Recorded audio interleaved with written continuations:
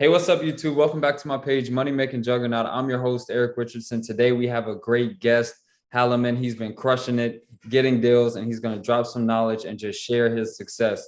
So, Halliman, go ahead and tell everybody a little bit about yourself and the success you've been having in surplus funds. Hey everyone, how you doing? Um, I have a business here in North Carolina. I'm originally from New York City. I moved here. It's a better place to raise my family. So pretty much I approach this like a business, not like a side hobby. I went and formed an LLC, got a EIN number from the IRS, went to my local Chase bank, put money in a business bank account, and kind of went from there. I bought the course, probably spent about a week studying the material, and I was good to go. Now, I started with the end in mind. So I started out with a goal, simple goal of making a minimum of 10K a month and then work up from there. And I figured that if I sent out 1,000 letters in a month, that would get me at least one deal that would pay me 10K. Now, running the numbers, I send out letters, and I determined that for every letter that I send out, it costs me 85 cents. 20 cents that I pay VA to do my skip tracing for me, 58 cents for the stamp, 5 cents for the envelope, 1 cent for the paper, 1 cent for the ink. So that's 85 cents in total. Now, if I'm sending out 1,000 letters in a month, I'm spending $850. So that's $850 spent to make 10 grand. That's almost 12 times my money. And it's pretty much that simple. Now, I bought Eric's course, I think around Thanksgiving. I got a nice deal on it. And I got started in the beginning of December. And my phone has been ringing. Now, you can make calls. Nothing against anybody who does cold calling. I just didn't want to do that. So my approach is with the direct mail. Now, you have to spend a little bit of money in order to get, some traction. There are companies that you can hire to do the direct mailing for you. I just haven't found one that I like yet. So I'm doing everything in-house. And sometimes I have my wife and my daughters, they help me, with the stamps and writing the address on the envelope. So just based upon February, I already have 2 deals closed, one in Georgia and one that I partnered with Eric on in Delaware. Those 2 deals together are going to pay me $11,600. So right off the bat, based upon my most recent results, we know that I hit my numbers and I got paid similar to what I was expecting. Now, I have 2 deals that are in the works. And my sweet spot as far as my fee is between 25 and 35%. I don't charge more than 35% because I don't think it's necessary to be a pig. 35% is enough money. I don't usually look to go less than 25% because I know my worth and I know the value that I bring to the table. So those 2 deals, once I get them closed, and when I say close, I mean that the claimant has returned to me all of the paperwork signed and notarized, and I just got to submit it to the county. If I close those 2 deals, which I'm sure I am, that's another 30K.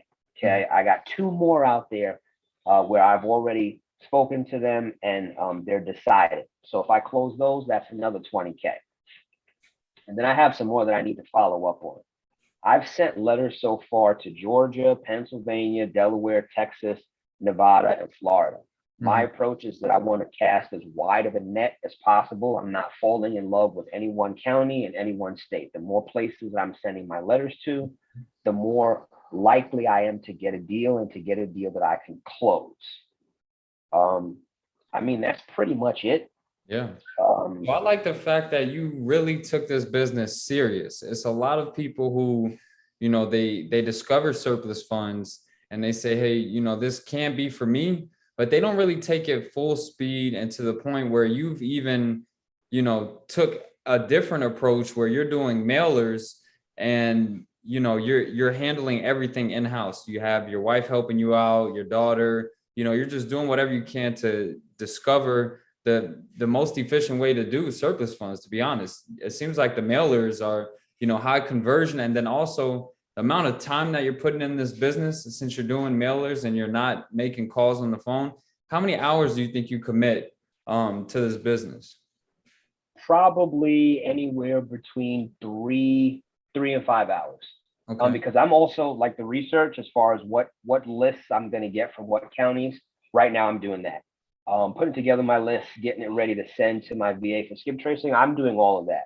So what I'll probably wind up doing by the end of this month is hiring another virtual assistant and training them on how to do the research, how to get the list together, so that they can send that to me. I can review it and then send that off to my other VA who does the skip trace. And that'll just make the process probably a lot easier for me. And then at that case, I'm just going to be focused on the letters, getting those out and answering the phone once I get the calls. I have two phone numbers. So I have my personal phone number, and then I actually got another phone number that is strictly for business. Mm-hmm. And at the time, AT&T had a deal where if you traded in your old phone, you could get the new iPhone 12. So I actually got a new phone for free. Wow. And this one iPhone 12 allows me to answer phone calls from both numbers on this one phone and receive and send text messages for both numbers on this one phone. So I know that when I get a phone call to that second number, which is a number dedicated strictly to business, I know someone's calling me about money. Yeah. And the letter that I send out on the mailers, it has that business phone number on it. Mm-hmm. Man, that's amazing. You've been dropping a lot of gems for the viewers out there. If you've been on the ropes about hopping into surplus funds, you know, you have to do it. How do you feel about saturation in this business? What's your mindset on that? And my numbers could be off. I figured that there might be, like, in the entire United States, there might be like 1,000 companies that operate in the area of surplus funds. Exactly. And I'd be surprised if it's even that many companies.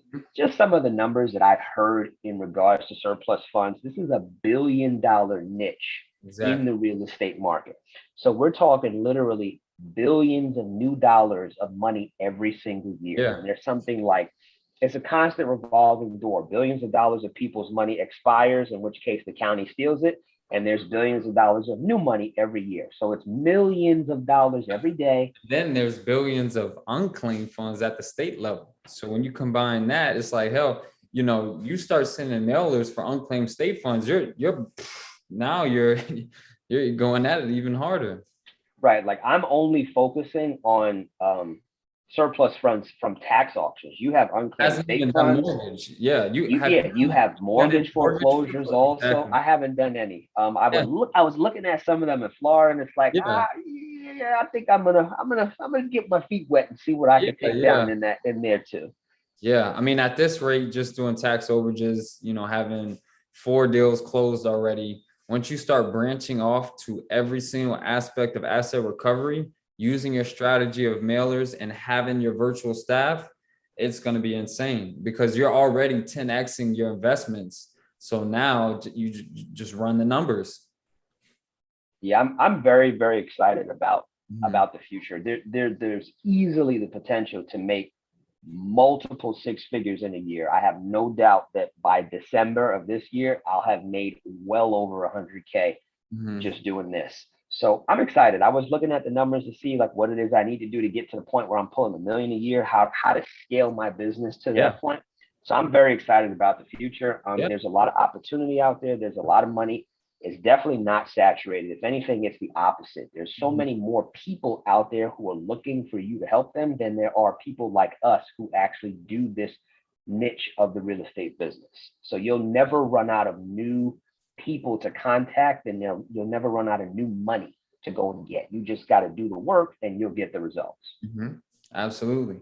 What's a form of advice you could get to somebody out there who just hasn't been able to get a deal? What's something that you would recommend to them? I think it starts with mindset.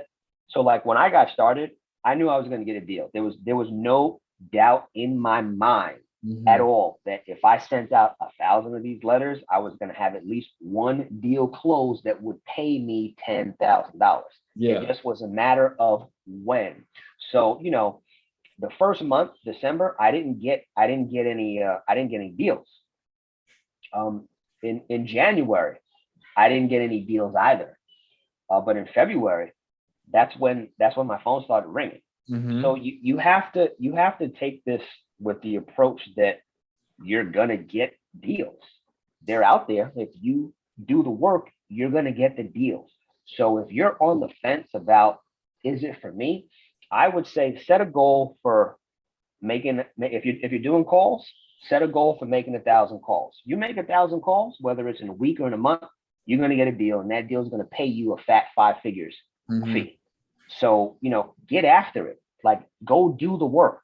There isn't any more to it than that. Get busy, because there's millions of people out there who need help. But millions of people who have no idea that the counties are holding their money.